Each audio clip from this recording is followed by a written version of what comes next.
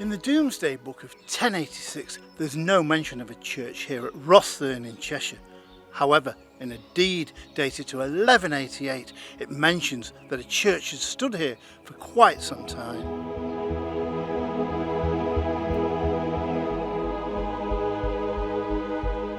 However, in the early 18th century, disaster was to strike this church despite many years of warning.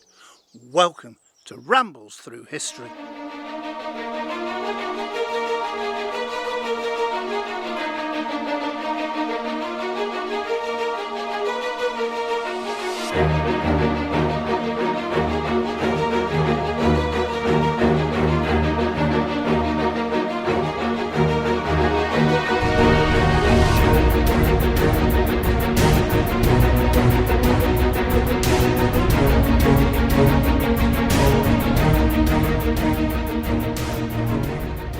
The tower that we see today has a unique history of its own, but believe me, all is not what it seems.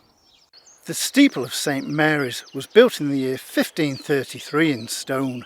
However, just over 200 years later, the tower collapsed. It was stated in old records that in November 1741, the steeple of the church suddenly and without warning tumbled down precisely at 6 o'clock that evening. This caused the galleries of several families to become badly damaged as the masonry tumbled down.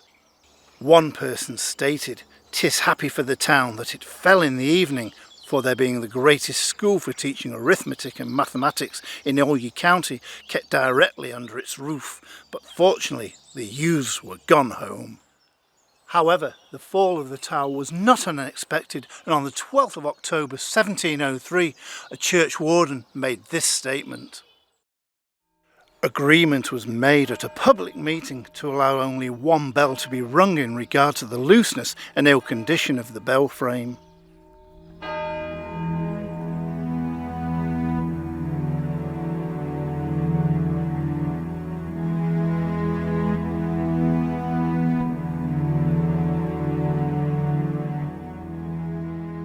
Unfortunately, and as usual with cases such as this, no action was taken whatsoever, and it wasn't long before disaster was to strike.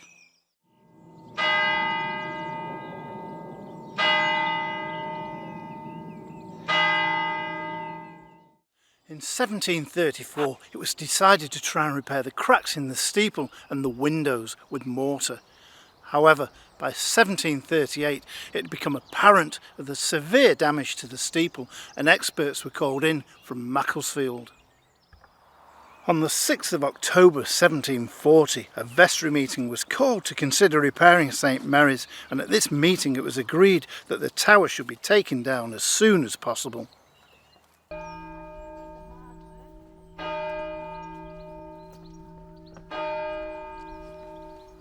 But still the matter dragged on, and within 12 months the tower had become critical.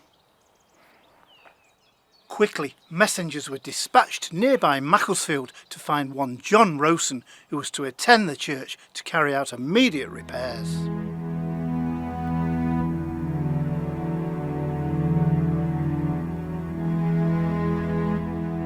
It was Rostherne, along with his masons, that visited many times to try and shore up the steeple, but unfortunately it was all in vain and far too late, and the tower came crashing down with devastating effect.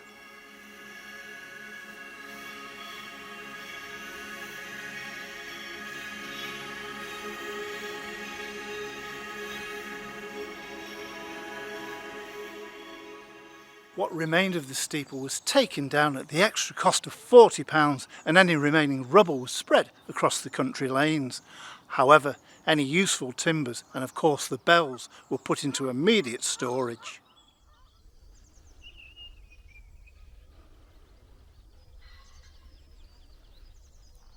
By 1744, the tower that we see today was fully erected and ready for use. The damage below had been repaired and the church was back in full working order.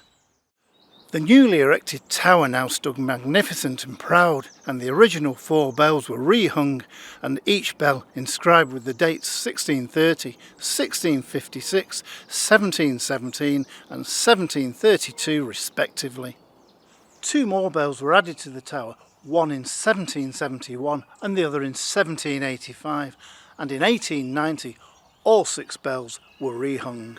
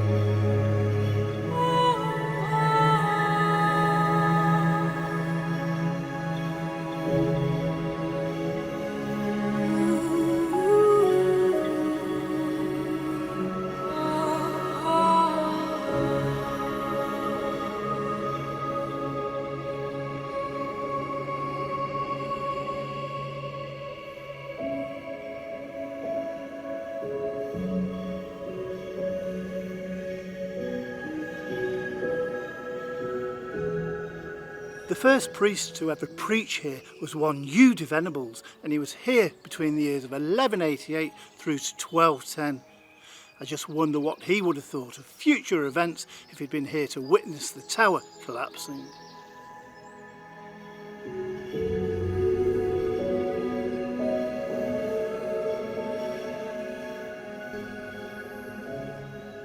If you've enjoyed watching this film here today at Rostherne in Cheshire, then why not visit my playlist for Series 2 of History Walks, where you'll find yet another episode of History Walks called The Beauty of Rostherne, not only featuring the church, but also going high into the sky and flying above this beautiful church.